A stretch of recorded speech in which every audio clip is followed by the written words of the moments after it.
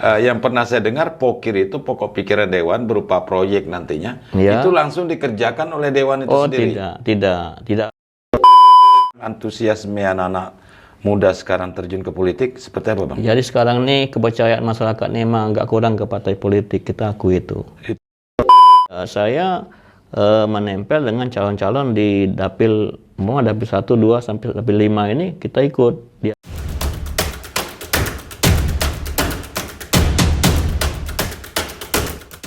Halo semua, Assalamualaikum warahmatullahi wabarakatuh. Salam sejahtera buat Anda semua. Jumpa lagi dengan interview podcastnya Bang Dori. Kembali hari ini saya mengundang narasumber politisi dari PDIP dan beliau salah satu anggota Dewan di kota saat ini, wakil ketua DPRD Kota Jambi yang memang popularitasnya cukup tinggi.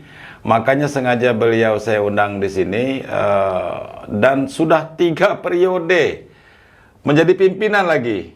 Ya, saya panggil abang lah ya, biar enak ya, biar enak ya. Bang Insinyur Muhammad Amin Fauzi. Terima kasih Bang sudah bisa hadir ke sini. Luar biasa ini, sudah berapa kali kita berjanji dan hari ini beliau menyempatkan hadir. Dan kita ingin berbagi cerita Bang, sharing terutama adik-adik kita yang baru saja terjun ke dunia politik. Karena Abang cukup senior ini, 3 periode Bang ya di kota. 3. Dan pemilu 2004 ini beliau mau hijrah ke provinsi. Insya Allah. Untung tidak langsung DPR RI ini. Oke Bang Fauzi, apa kabar? Sehat ya? Alhamdulillah. Lagi sibuk sekarang, sosialisasi terus. Iya, penting itu. Penting ya. Bang, saya ini kan mendapat informasi dari masyarakat bahwa sosok seorang Bang Fauzi ini agak beda. Lebih dekat dengan masyarakat, selama ini suka menolong, suka membantu ya. Tidak terkait dengan persoalan-persoalan politik dan lain sebagainya. Barangkali itu juga yang membuat Abang sampai 3 periode menjadi anggota DPRD kota ini. Dan sepertinya saya yakin ini bakal terpilih lagi untuk provinsi ini. Begitu Bang. Iya. Bang, sebelum kita bercerita lebih jauh ya tentang persiapan Abang menuju DPRD provinsi, mungkin saya ingin sedikit-sedikit tanyalah. Riwayat Abang ini kan, perjalanan karirnya selama ini, apa memang terlahir dari keluarga politisi, mengawali pekerjaan dari muda memang aktif di politik, atau mungkin ya ada hal-hal lainnya sehingga Abang terjun ke dunia politik. Silakan Bang. Baik, terima kasih Pak Dori. Panggil Bang Dori bela, enak gitu ya. Iya. Jadi kalau lihat disiplin ilmu kita bukan orang politik. Bukan orang politik. Insinyur teknik ya, teknik sipil. Jadi memang kita ahlinya ya orang lapangan gitu. Tamatan Unsri, Universitas Sriwijaya, Palembang ini. Sekolahnya dari madrasah, SD, kemudian sampai jenjang ke itu di Palembang semua. Ya. Nah, memang dulu kakek saya salah satu komisaris NU di Palembang zaman dulu. Nah, itulah sejarahnya. Tapi kalau tulisan di bawah kayak saya tidak ada yang berpolitik. Cuma pernah dulu kita masuk simpatisan di pemilu tahun 82. Itu kita pernah masuk di P3 sebagai simpatisan. Nah, kita mengerahkan massa waktu itu berlawanan dengan kepala kampung kami di Palembang dulu. Mulai belajarnya di situ lah. Nah, kita ini apa namanya istilah itu memang mandiri. Kita bikin baju, ngecap, make apa namanya itu dulu cat itu, sablon itu, ngerahkan masa untuk kampanye. Jadi walaupun ini kepala kampung waktu itu termasuk kakek saya juga, dia kan di Golkar dulu. Jadi alhamdulillah waktu itu P3 menang di kampung kami. Orde baru itu ya? Orde baru, 3 partai. Cuma 3 partai itu. Itulah. Ya sudah, kemudian ya itu waktu masih kita sebagai mahasiswa masih 82. Cukup lama Pak kita kuliah di Unsri itu.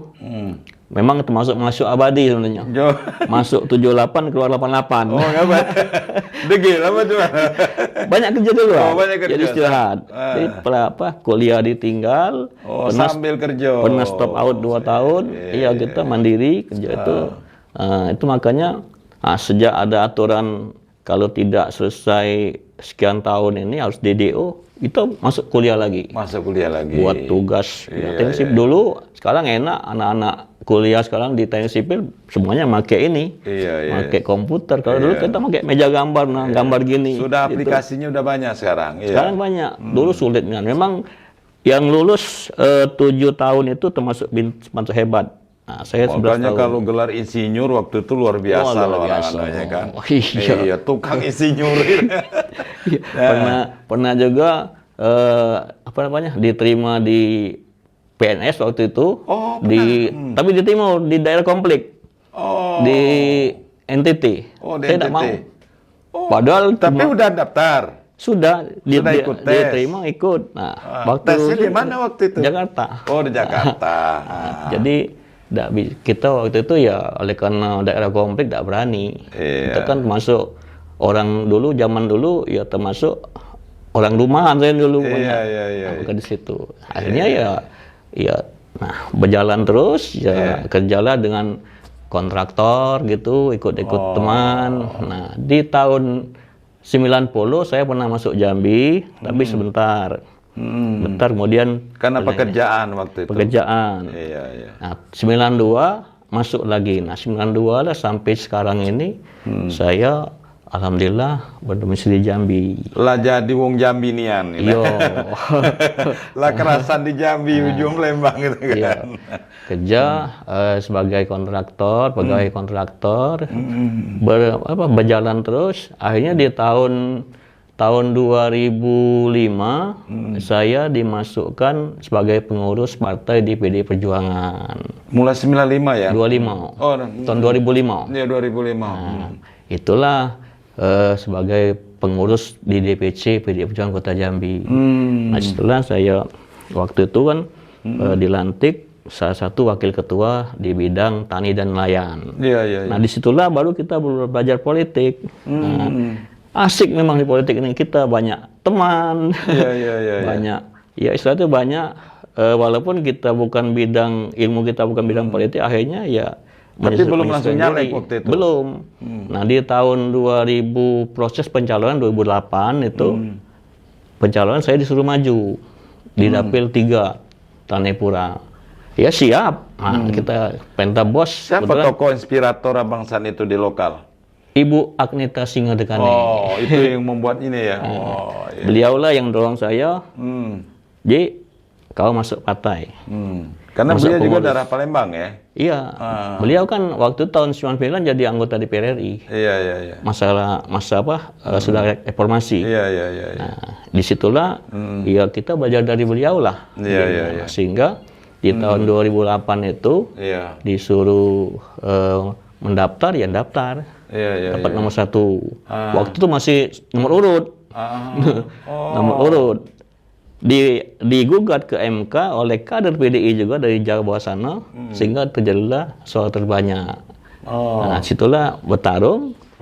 Ya, saya lihat ya potensi, memang ada potensi etnis juga saya datangi. Saya orang Palembang, saya datangi daerah Legok, Pulau Pandan.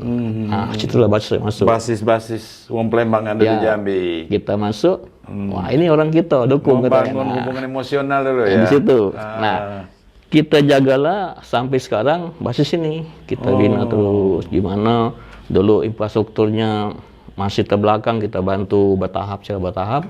Akhirnya ya seperti itulah sekarang.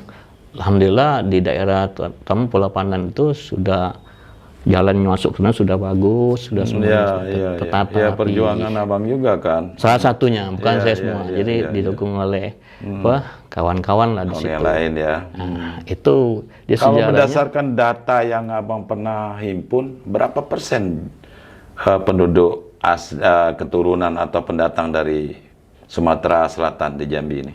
Ya waktu itu masih sedikit ya, mungkin berkisar sampai 15% sampai Di 20%. kota ya, di kota Iya, Jambi iya, ya. itu. 15% lumayan Sampai itu. 20% waktu itu. Itulah. 15 sampai 20%. Dia nyebar, saya di tempat-tempat lain. Ya sosialisasi itu. Ya, ya. Sampai malam kita mencoba minta dukungan masyarakat. Alhamdulillah ya dari situlah ya mendapat. Akhirnya saya duduk di DPR tahun 2009. Sampai sekarang sudah Sampai 3 periode dan menjadi unsur pimpinan terus.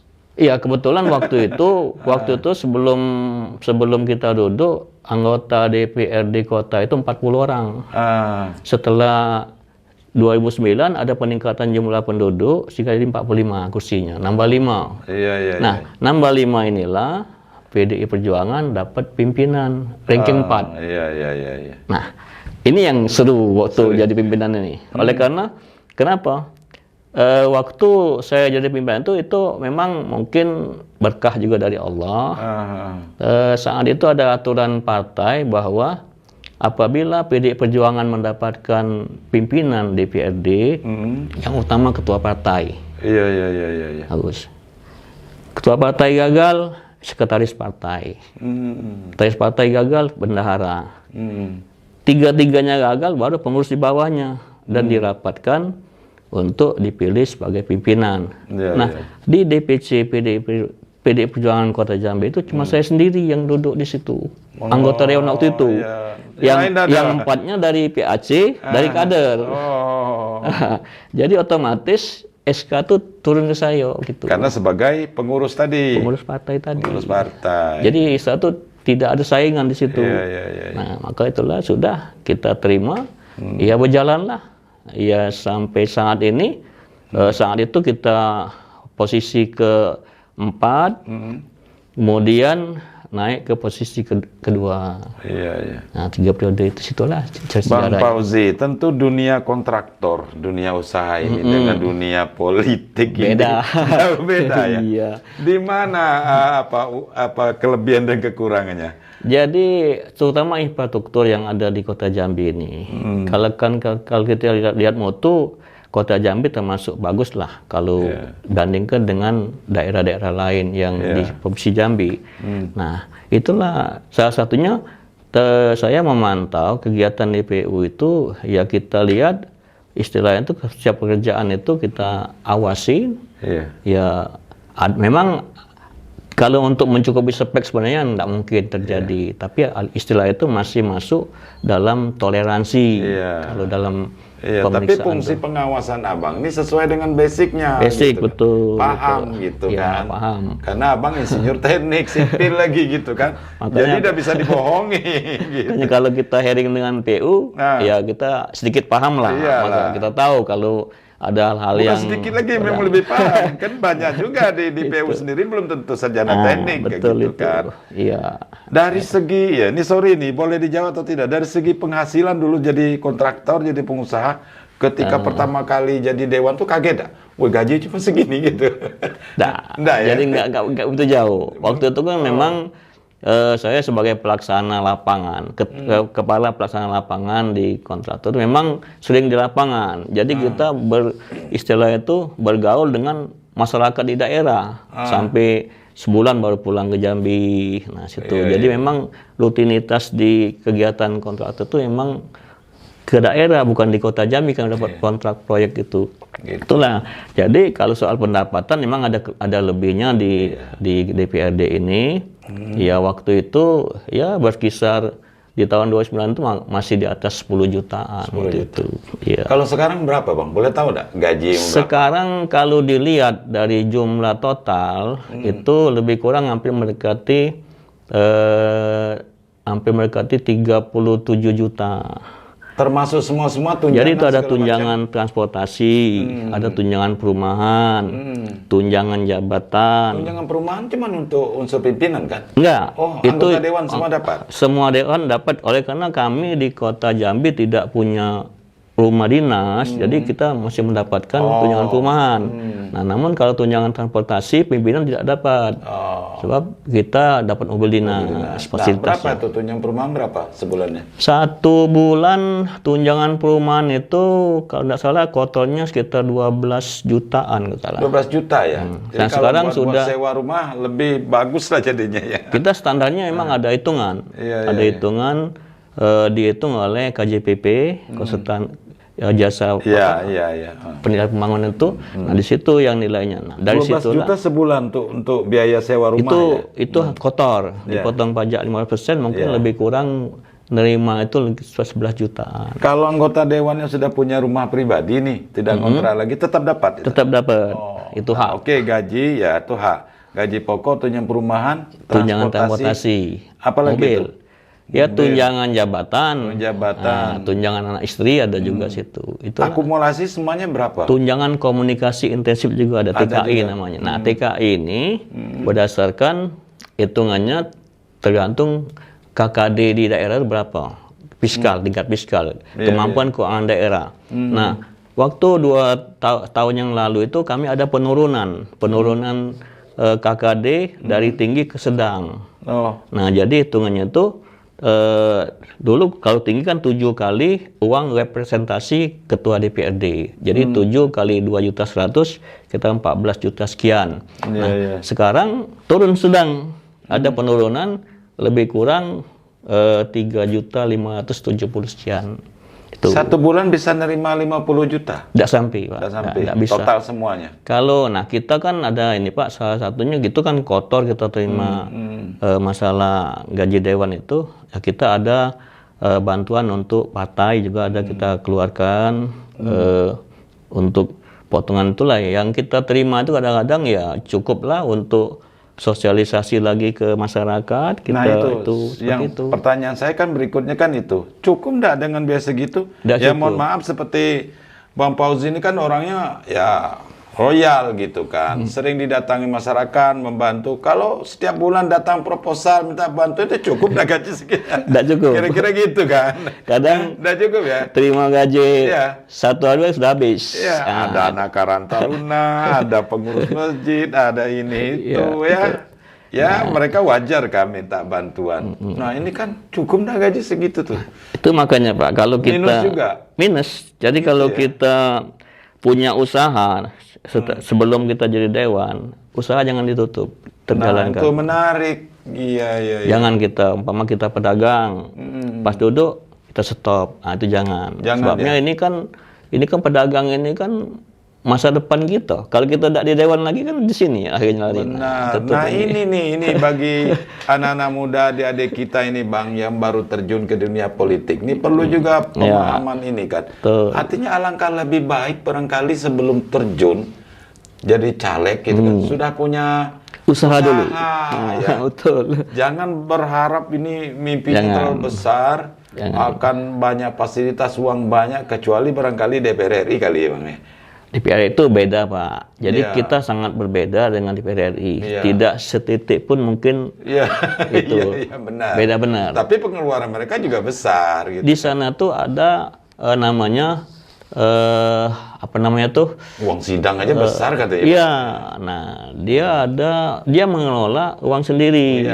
Jadi di situ Badan Urusan Rumah Tangga namanya BURT. Nah, disitulah bebas mereka. Seperti perjalanan dinas. Kalau DPR itu kan dia semuanya lamsam. Nah, kalau kita di daerah ini ad cost semua, hotel dan apa namanya tuh transportasi itu sudah ada batasan. Ad cost sesuai dengan apa yang ada dikeluarkan oleh bil hotel maupun penerbangan itu. Nah, di situ cuma uang saku. Nah, uang saku inilah yang apa namanya? Sangat kecil kalau sekarang ini dengan Perpres 33 ini dewan kita sekarang ini banyak yang istilah tuh males kalau ada kunjungan tuh. Kenapa itu? Ya, umpama seperti kami, kita nginepnya di hotel bintang 5, tapi makannya di kaki 5. Nah, itu. Itu ya. Seharusnya bagusnya gimana? Seharusnya ya pemerintah ini kita sudah berapa kali mengadakan pertemuan baik dari ADEXI maupun sampai juga ke DPR RI supaya untuk perjalanan dinas DPRD di provinsi dan kabupaten ini dilamsamkan saja semuanya, baik hotel maupun tiket pesawat itu dilamsamkan. Detailnya dilansam tuh seperti apa? Seperti gini, umpama kita nginep hotel satu orang itu 2 juta satu malam. Nah, ini bebas kita mau nginep di mana, tidak perlu pakai bill lagi. Oh, terserah Berapa? 2 juta tuh mau di hotel mana? Terserah, nginep di masjid pun boleh istilah itu. Standarnya 2 juta. 2 juta itu maka ada kelebihan situ. Kalau kita bisa hemat, paling tidak punya pendapatan tambahan dari situ. Nah, itulah untuk menutupi. Tarifnya 2 juta, ya kita carilah hotel yang 500. 1 juta atau 500 satu malam gitu ya. Bisa menghemat. Ini mau tidak mau harus mencari tarif hotel yang seharganya segitu. Iya, betul. Ya kita bisa mungkin sama kawan berdua, hemat lagi. Iya, satu kamar berdua gitu. Nah, inilah yang sebenarnya kami berjuang. Kami berjuang sekarang ini katanya sudah mau dirubah Perpres 33 itu, sampai sekarang belum juga turun. Oh, tapi dulu kan seperti itu ya, Bang? Sebelumnya. Iya, di periode pertama kami itu lamsam sebelum pertama. Nah, periode kedua 2014-2019 itu sudah termasuk ad cost semuanya. Iya. Nah, dari situlah ya memang ya kadang-kadang pendapatan itu jauh turunnya tinggal 30%. Karena itu tadi. Ya. Nggak bisa diakalin, Bang, misalnya ya bill-nya aja gitu diambil. Wah, nggak bisa, Pak. Gitu. Itu yang, kita kebanyakan kawannya ngambil 30%. Nah, itu 30% bebas. Dari 2 juta, kita ambil 30% berarti lebih kurang 600 ribuan kan. Nah, itu aja kita ambil sudah. Nggak perlu bill, ya kita, ya syaratnya tadi, ya mungkin kita nginep ada domisili di mana tempatnya harus ada itu.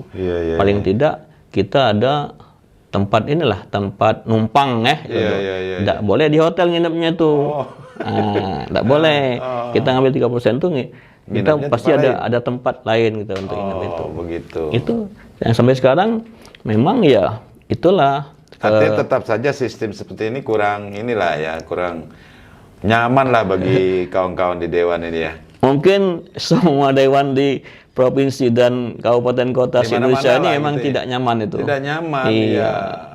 Nah, itu tinggal menunggu. Dibilang mau menghemat malah jadi boros. Boros, gitu ya. Betul itu. Nah, itu yang terjadi. Nah, kadang-kadang ada juga yang nakal itu. Nah, akhirnya kan BPK yang meriksa. Nah, kalau kan BPK sekarang kan sudah canggih semua. Nakal maksudnya gimana nih? Nah, dia umpama gini. Hotel kita 2 juta. Nah, kita cuma bayar di hotel itu cuma 500 ribu, tapi kita minta naikkan kosnya seperti itu. Di markup ya. Di markup. Nah, itu ada. Supaya ngejar angkanya. Tapi ketahuan di pemeriksaan BPK. Dan pernah terjadi itu sebenarnya. Banyak terjadi sekarang di Indonesia. Iya. Banyak terjadi temuan-temuan dia kita harus bayar, kita kembalikan ke kas negara. Seperti itu. Ribet juga ya. Itu tidak di DPR aja, mungkin di ASN juga dimanapun itu aturannya sama. Nah, seperti sekarang PMK 49 tahun 2023 sudah keluar juga oleh Menteri Keuangan. Nah, itu sudah ada ini ketentuannya. Ini ke Jambi sekian cuma. Contoh ke Jambi kalau uang sakunya cuma 380.000, 370.000 kalau nggak salah. Satu hari.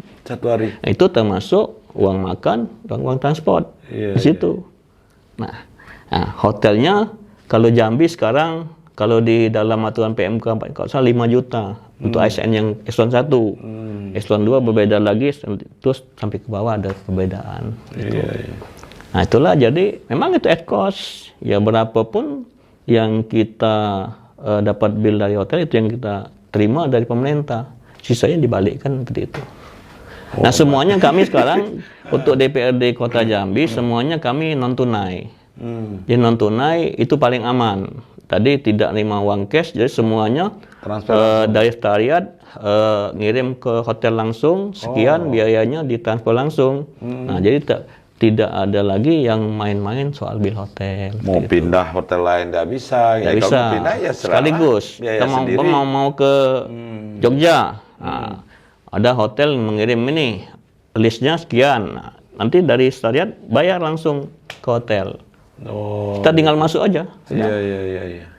Nah, itu yang sekarang. Berarti jadi dewan ini tidak seindah yang Tidak dibayangkan seindah itu ya? dibayangkan. Jadi makanya kayak lihat kalau calon-calon yang bacalek yang baru ini, ya memang Yang baru semangatnya mulai lah tinggi. ini anak-anak Semangatnya muda tinggi. nih, ya, semangatnya tinggi nih. Ada yang bilang pikirnya waktu kita duduk di DPRD itu dapat rumah dinas, anggota kan dapat segala macam, tapi tidak, rumah dinas cuma untuk gaji besar, rumah dinas, mobil dinas gitu ya. Itu beda dengan RI. Kalau RI itu memang luar biasa. Sampai untuk biaya handphone pun ada gitu, biaya Itu komunikasi. TKI itu, tunjangan komunikasi intensif di situ. Nah, itulah hitungnya tadi tergantung fiskal di daerah masing-masing itu. Oke, Bang Fauzi, ini makin menarik ini cerita kita ini. Apa sih suka dukanya menjadi anggota dewan itu, terutama di DPR lah gitu kan. Suka duka termasuk misalnya ada aspirasi masyarakat yang belum bisa diperjuangkan, lalu mungkin kontra kepentingan dengan eksekutif, ya kan. Nah, ini kan membuat stres juga itu kan.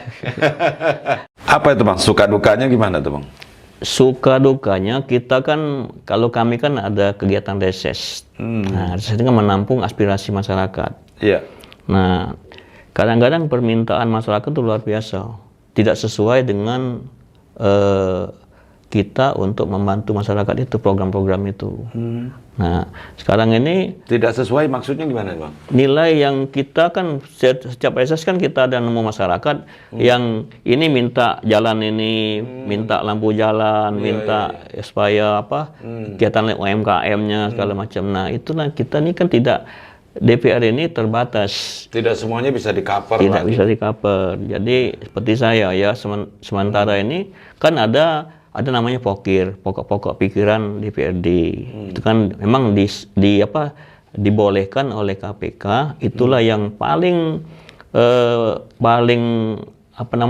berpengaruh untuk dewan. Jadi kita membantu masyarakat dengan POKIR ini berupa program, dan seperti contoh, banyak saya bantu daerah-daerah yang belum terjangkau aspal umpama. Dia minta tolong, ya kita buat. Tapi kadang-kadang volumenya terlalu tinggi, kita ambil sebagian dulu, nanti dilanjutkan lagi seperti itu. Nah, alhamdulillah ya tanggapan masyarakat, setiap kita reses itu sebagian besar kita bisa penuhi. Tapi tidak semuanya, umpama jalannya ada 500 meter, mungkin tambahkan 200 meter dulu. Nanti bertahap. Nah, Tapi masyarakat seringkali tidak paham itu. Nah, ini anggota dewan ini tidak ada ini gitu. sekarang ini kan Pernah ada Bang di itu? pernah. Jadi itu diserang periode pertama gitu. Pak. Periode pertama itu memang kita dihujat masyarakat luar biasa. Dulu waktu itu kami reses itu berkelompok. Contoh di daerah Dapil 3. Kami waktu ada 8 nggak salah. Iya. 8 anggota ini kita berkelompok. Nah, di situlah kita diceritakan masyarakat. Apa kerja DPR? Kami jalan kami begini, daerah Jalan kami ini begini. pun nggak bisa gitu. Nggak bisa. Nah, sekarang kita per orang, person. Nah, sudah kita ada yang POKIR tadi. Nah, KPK menyarankan juga POKIR itu kamu bangun program, kemudian anggota dewan itu yang meresmikan kalau sudah selesai. Jangan pemerintah. Tidak semuanya bisa di-cover dengan POKIR Bang. Atau tidak semua dipokirkan gitu kan. Ya. Salah satu kita meminta prioritas PU, jalan yang mana daerah yang belum terjangkau bangunannya itu PU harus prioritaskan itu. Gitu. Itulah jadi Usulan pokok dari Musrenbang pikiran banyak tadi ini. Ya, Musrenbang ini yang banyak menumpuk. Nah, kadang-kadang Pak RT juga pengusaha setempat, kalau Pak Wali ngomong tuh, Pak RT tuh wali kota keempat, tingkat 4. Dia kalau begitu kita Pak, kami sudah masuk Musrenbang Pak. Tapi macam mana cepat? Coba kita bantu. Dari POKIR itu kita bisa bantu mereka bisa dinaikkan sehingga cepat. Dan saya sendiri sudah pernah ngalami itu. Di mana itu? Berulang kali minta tiang listrik dan dapat, langsung ke Pak Dewan langsung dapat. Gitu. Alhamdulillah. Untuk lingkungan. Gitu. Nah, kebetulan Begitu ya. Kebetulan Pak Pokir saya itu ada untuk masang lampu jalan. Oh, gitu Ada ya. lebih kurang 30 titik. Iya, iya, Nah, iya, saya iya. bagilah. Ada yang tidak punya tiang, kita kasih tiang. Nah, yang tapi terbatas kalau tiang. Kalau lampunya insya Allah ya bisa kita pasang. Iya. Dan kalaupun nanti di daerah itu lampunya mati, Iya. bisa hubungi 112, minta telepon bahwa minta diganti cepat turun itu. Nah, disitulah. Bang, ini bicara pokir ini ya, maaf saya juga banyak mungkin pemahaman yang kurang soal ini gitu kan. Banyak salah pemahaman saya barangkali. Ya. Yang pernah saya dengar pokir itu pokok pikiran dewan berupa proyek nantinya Ya. itu langsung dikerjakan oleh dewan itu Oh, sendiri. tidak ada Oleh itu. rekannya dia kehendaki. Tidak ada. Jadi memang kita program. Program ini kan kita cuma menyusun program waktu di antara rapat Banggar dengan tim TAPD Kota Jambi. Kita rapatkan. Nah, kita punya pokok sekian. Minta program ini dimasukkan.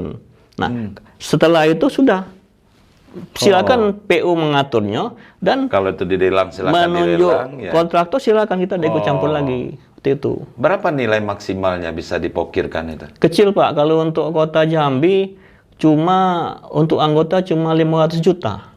Total atau Satu orang. Oh, satu orang. Iya. Tapi itu nanti dipecah-pecah. Dipecah. Ada jalan mungkin 50 meter, ada drainase. Oh, berarti nilainya mungkin ada yang 100 juta, ada yang 70 juta Iya, gitu ya. betul itu. Dibagi gitu. Kan tanpa lelang kalau gitu Ada ya. ada juga yang naruh di UMKM. Bantu untuk pedagang-pedagang. Mungkin beli gerobak, apa peralatan masak atau lain-lain itu bisa di UMKM. Nah, Berarti dengan cerita Mempoz ini makin asik ini. Bang, dengan penghasilan yang boleh dikatakan, ya, kata Bang tadi, ya minus lah. Kalau harus diinikan dibandingkan dengan yang lain, kemudian betapa banyak kepentingan harus kita cover, Ya. masyarakat juga minta bantu. Kok Abang bisa bertahan 3 periode itu, mungkin ada usaha lain yang bisa menunjang Abang? ada. Jadi Gitu. situ saya kan di samping memang kita basic kita dulu kan di kontraktor tutup sama sekali. Memang tidak bisa, itu aturan dari Nggak boleh. nggak ya, boleh. Saya Dewan punya perusahaan dulu termasuk golongan yang menengah. Tapi ya saya udah keluar, saya sudah jual perusahaan itu udah. Nah, ya sekarang nih ya alhamdulillah ya adalah punya apa istilah tuh tempat Rumah kosan, kos-kosan ya. itulah yang menunjang ya paling tidak untuk apa biaya rumah tangga sudah Ada tertutup di berapa situ. kamar ini sekarang rumah kosan? Sekarang sementara masih 14 pintu. 14 pintu, 14 pintu berapa kamar gitu kan? 14 kamar. Oh, 14 kamar, Iya, ya. itu. Wah, Nah, itu masih kurang itu Bang, perlu ditambah ya, banyak itu. Nah, kita ini memang betul-betul berizin. Ya. Kita urus izinnya, namanya OSS ada NIB-nya ada, dan bayar pajak. Iyalah.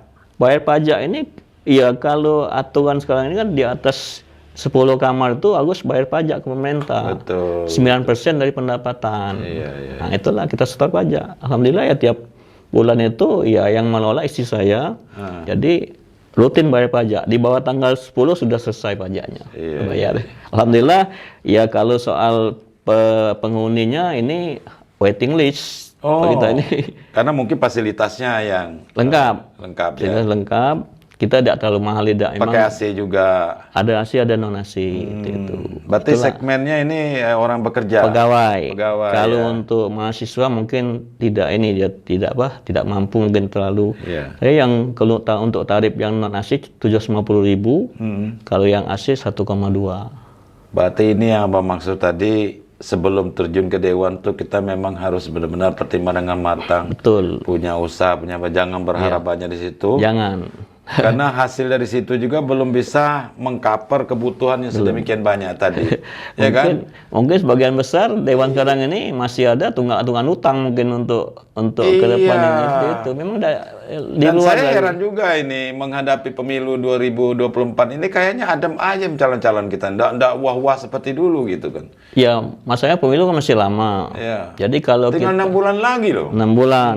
Sosialisasinya sekarang banyak yang belum duduk di dewan kebanyakan ini. Iya, Sekarang mereka memang masih segar mungkin. Mereka sosialisasi, ya bagus itu. Ya, strategi ini bagian dari strategi kali ya. Mereka punya peluang besar untuk duduk di DPRD 2024. Dan kampanye juga sosialisasinya tidak lagi banyak menggunakan baliho segala macam nih, sudah banyak ke sosmed.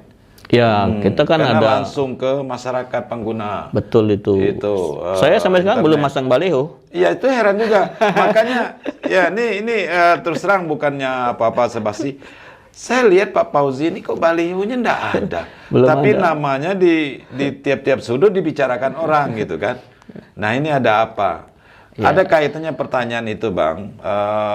Ini kan banyak anak-anak muda juga yang turun ke politik nih, terjun ke politik untuk menjadi anggota dewan. Apa yang pertama itu tadi harus siap finansial, ya usaha gitu kan. Apa yang harus mereka perhatikan betul, siapkan betul.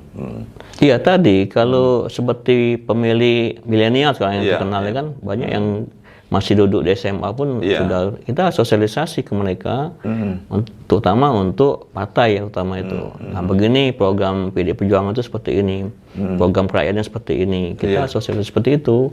Nah mereka tertarik kebanyakan itu, makanya kita ini memang ya partai wong cilik katanya dulu kan, memang melekat itu. Nah alhamdulillah kita nasionalismenya tinggi, jadi istilahnya tuh semua etnis, semua agama kita terima dengan baik seperti aja lah. Jadi alhamdulillah ya semua kita sering melaksanakan kegiatan tua partai, rapat-rapat konsolidasi ke bawah, ke PAC, ke ranting seperti itu.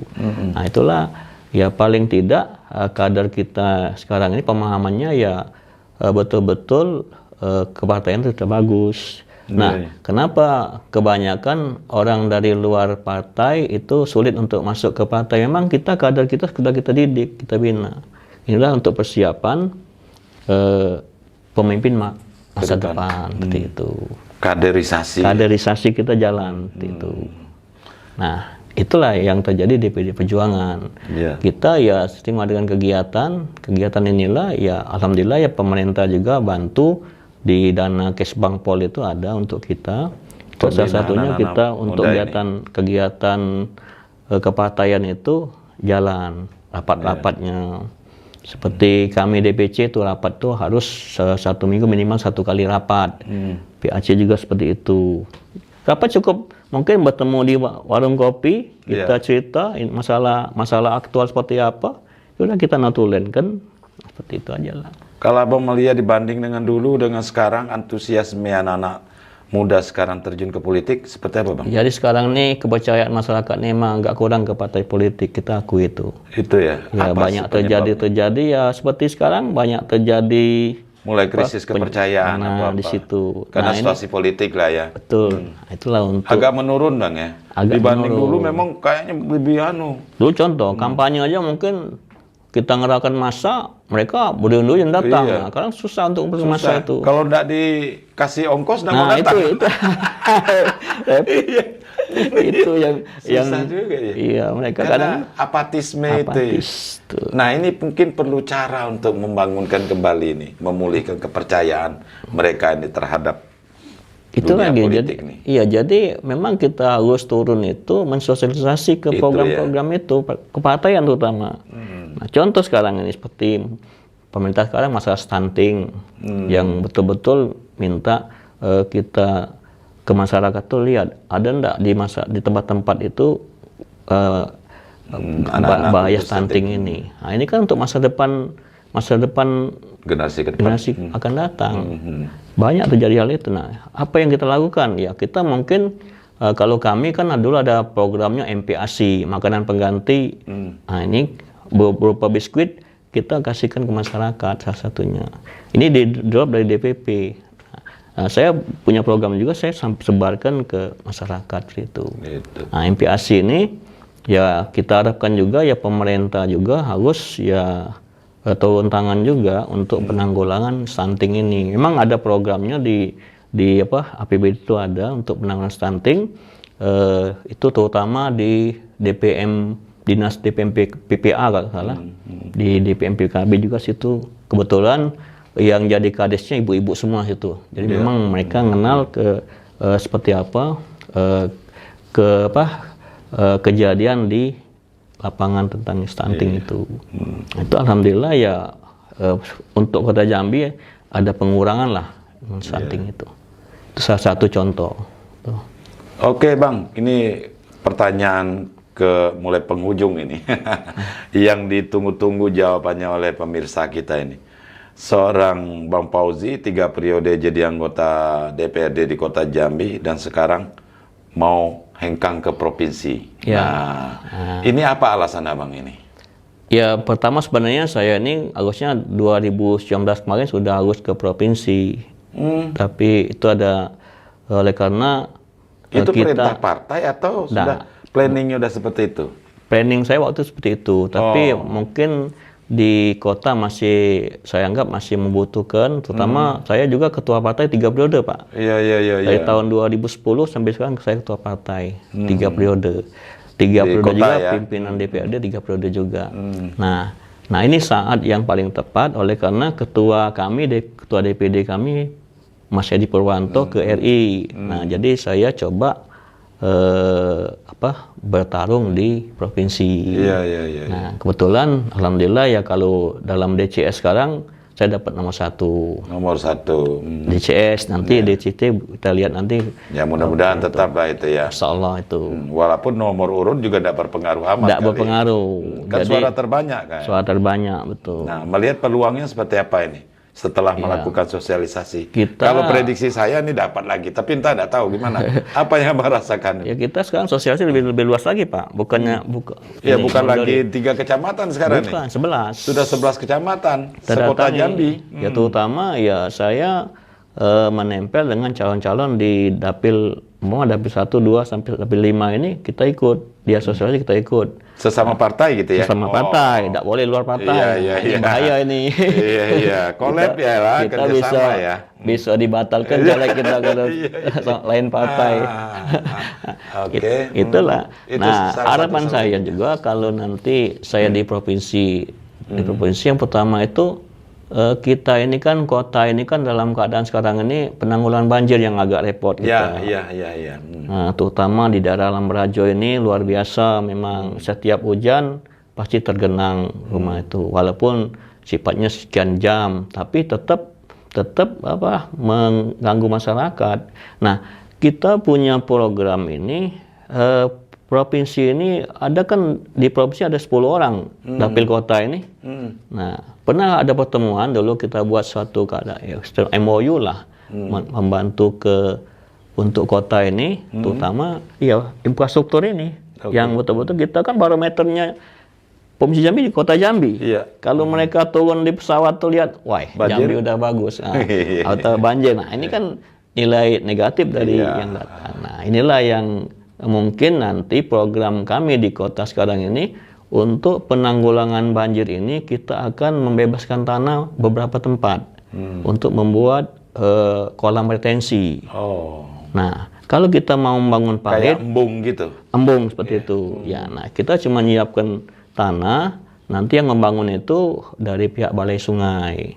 Itu syaratnya. Kalau kita bangun embung, kalau bangun embung tidak sanggup kita Pak.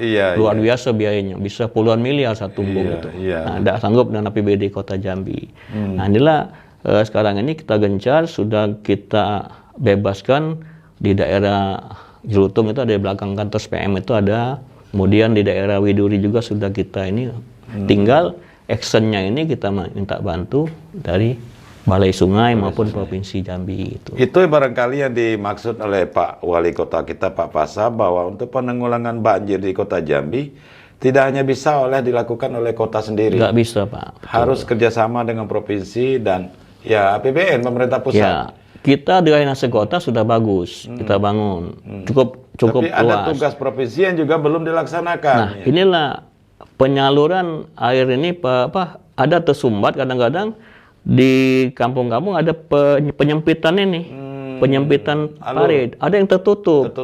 Nah, akibatnya melimpah, terjadilah banjir. Segala macam.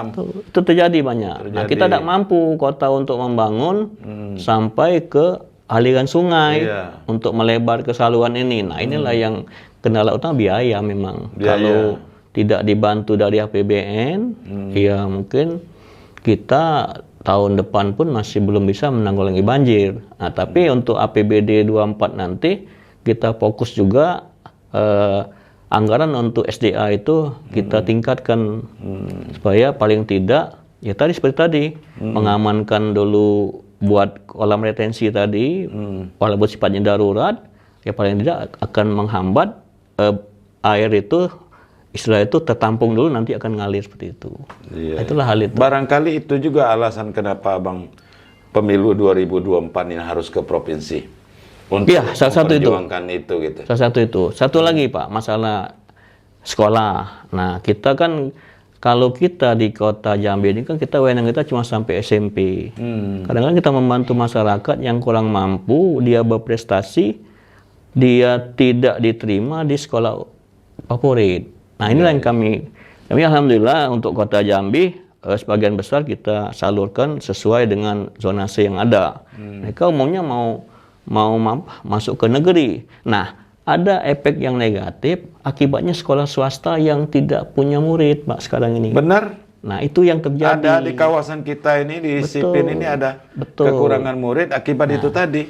Kita mampu mungkin untuk menampung seluruh siswa ke negeri, tapi sekolah swasta ini akan terkorban. Ya, nah, mungkin kita tidak mau menambah ruang kelas baru apa itu cukup itulah sehingga masa anak-anak yang tidak tampung negeri ya paling tidak bisa ke swasta. Nah, pola sekarang ini bagaimana kita membebaskan biaya sekolah swasta ini. Kita sudah ada SD Pertiwi sudah kita ya, itu karena image-nya sekolah swasta kan mahal. Mahal.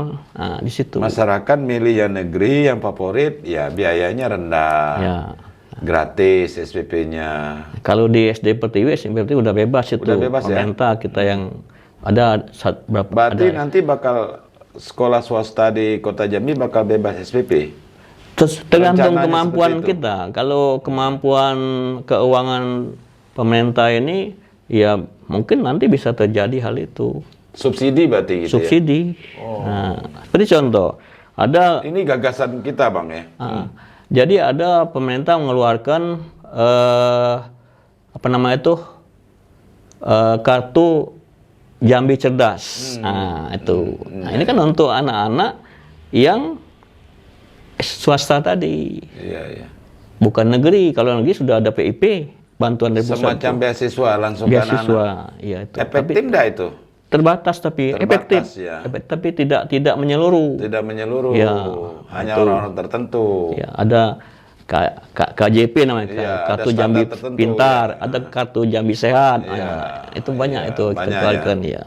Nah, Ya. contoh itulah hal-hal itulah mungkin periode Dewan akan datang itu kami harapkan di kota itu lebih intensif lagi, paling tidak untuk membantu pendidikan dan kesehatan. Kita nih Pak, kalau di daerah itu kalau infrastruktur kesehatan dan pendidikan ini sudah bagus, ya itu sudah termasuk bagus. Udah aman lah itu kan. Udah aman itu. Iya. Tiga itu. Itu yang pokok ini itu yang kan. pokok itu. Nah, itu yang tiga-tiga ini yang harus kita tuntaskan. Iya. Itu. Oke, balik ke persoalan persiapan ini menuju DPRD provinsi. Nah, apa ini kegiatan-kegiatan rutin yang menyibukkan Abang hari-hari ini? Ya banyak undangan-undangan, terutama dari kelompok masyarakat, cuma mungkin RT-RT yang mengharapkan kehadiran ada acara, ya kita datangin, kita ya paling tidak, ya tadi seperti contoh, Pak, lampu jalan kami ini kok belum terbangun lagi, ngapa Pak? Nah seperti itu. Nah perlu masyarakat ingat, lampu jalan itu kita membayar 8% dari tagihan rekening listrik. Oh. 8%. 8%. Berarti hak masyarakat lampu ini. Iya benar. Nah, bukan setiap rumah harus ada lampu, enggak. Paling tidak ya satu tiang jarak 50 meter ada lampu jalan. Tidak terterangi seperti itu.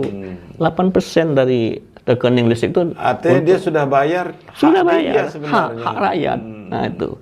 Nah disitulah kita mendapatkan pajak lampu jalan itu lebih kurang 74 miliar satu tahun. Kita bayar rekening lebih kurang 20 miliaran. Jadi ada 50 miliar lebih untuk dana PAD untuk dibangunkan lagi untuk infrastruktur yang lain. Itulah PAD kita sekarang ini sudah mendekati 500 miliar, sudah 400 Kota ya. Ya. Nah, jadi inilah PAD dibantu dengan dana transfer pusat, nah, itulah sehingga APBD kita lebih kurang 1,8 triliun. Nah, tentang transfer pusat, kalau dulu gelondongan kita dapatkan sekian, tapi sekarang udah diatur oleh pusat. Contoh, tahun 2023 ini kita untuk bayar P3K itu disiapkan dana 38 miliar. Tapi yang kita tersaring sekarang nggak sampai 200 di P3K ini. Jadi duitnya masih berlebih. Seleksinya agak ketat. Bukan ketat ya, mungkin izin kita untuk melaksanakan P3K itu dari pusat ini terlambat. Saya dengar tahun depan itu terlambat mengusulkan atau gimana? Kita sudah mengusulkan, tapi izin untuk berapa porsi untuk daerah itu yang berapa terlambat. tenaga honorer di Jambi ini? Banyak Pak, terutama ada guru. 6.000 katanya. Kalau honorer totalnya 6.000-an. 6.000. Hampir sama dengan Itu PNS. kan targetnya November ini mesti harus diangkat kan jadi P3K. Bertahap, secara bertahap. Jadi bertahap. ya, jadi tidak bisa langsung. Yang Berapa utama ini tahap itu pertama nih? Yang utama itu honor guru dan kesehatan, nakes dan tenaga guru. Dua ini yang diutamakan untuk. Tapi kemarin guru dan nakes sudah. Baru sebagian. Oh, baru sebagian. Masih banyak, masih ribuan di bawah ini. Berarti harus nakes semua ini yang bakal P3K. Nakes dengan guru dan tenaga teknis. Tenaga teknis yang mana? Itu yang di standar itu ada yang bagian komputer, bagian akunting, bagian itu kan banyak. Oh iya. Terbantu ASN terbantu dengan tenaga teknis ini. Iya. Nah itulah maka ada peluang mereka untuk diangkat jadi P3K. Nah, ini melalui tes lagi nanti prosesnya. Oh, tes lagi. Tes lagi. Ya mudah-mudahan tes ini tidak nasional ya. Takutnya kalau tes secara nasional nanti orang luar pun bisa masuk. Iya. Nah, ini agak repot gitu. Berarti kewenangan pemerintah daerah ini? Ya, P3K ini kan ada masa kerja 10 tahun, ada 15 tahun, masih belum. Mereka tetap menerima, kalau untuk tingkat SMA cuma 1.200.000. Kalau S1 itu 1.500.000 sekian. Nah itulah, jadi jauh di bawah UMP. Iya. Jadi kalau kita mau bayar UMP, habis APBD kita untuk kasihan juga ya. di situ. Tapi mereka mau. Ya harapan mereka tadi yang akan diangkat paling tidak jadi P3K ini. Ya ini sudah ya tenaga pengangguran makin bertambah. Nah itu makanya kemarin untunglah pemerintah membatalkan tentang pemberhentian ini. Nah, kalau ini terjadi bakal ada mungkin kejahatan makin meningkat bisa. Iya, ledakan tenaga kerja pengangguran, kemudian juga banyak juga di instansi pemerintah yang kelabakan juga kan. Iya. Karena banyak pekerjaan-pekerjaan justru yang unggulnya yang PKK ini. Mereka ditangani oleh anak-anak honor. Iya, mampu IT ini mereka hebat semua. Nah, di situ. Yang menjelang pensiun ini udah tidak kuat lagi. Tidak kuat lagi gitu, betul. Oke, Bang Fauzi, ada lagi barangkali yang ingin Anda sampaikan? Ya, harapan kita ya nanti ya saya mohon doa restu lah dari masyarakat. Bahwa ya insya Allah 2024 nanti saya akan coba bertarung di provinsi nomor urut 1 Dapil Kota Jambi. Dapil Kota Jambi ada Partai 11 kecamatan. PDIP ya Insinyur Muhammad Amin Fauzi. Paling tidak nanti kita akan membantu program kota itu ya kita pertama itu di provinsi ya. Pertama itu paling tidak untuk mengurangi banjir di Kota Jambi seperti apa? Nah, benar itu. ini. Jadi terutama masyarakat yang kebetulan sekarang memang pemukimannya selalu rawan banjir. Ya. Nah, ini perlu nih anggota dewan kita sudah punya komitmen seperti itu. Apabila dia terpilih nanti untuk provinsi, dia akan kembali perjuangkan itu. Kan mengawal, gitu, Bang ya? paling tidak mengawal anggaran untuk membantu kota supaya jangan ini terabaikan persoalan banjir ini kan. Karena tidak kuat pemerintah kota sendirian. Betul. Cuma ingatkan juga untuk kota untuk mengeluarkan izin perumahan itu harus hati-hati. Nah, iya. Jadi jangan seperti Kembar Lestari itu kan daerah Ya, daerah rawa. ini resapan itu. Rawa. Nah, jadi air itu Malah jadi menampung. perumahan. Dan ya, itu banyak, Bang. Banyak terjadi itu. Ya, ini barangkali ada konten lain nanti. Kita diskusi lain membicarakan masalah itu karena memang saya tertarik sekali itu masalah itu tuh. Iya. Masalah izin ya, masalah penempatan segala macamnya. Iya. Saya kira cukup Bang ya. Oke, makasih Terima Bang kasih Dori. sekali lagi sudah mau hadir ke studio kita yang sangat sederhana ini.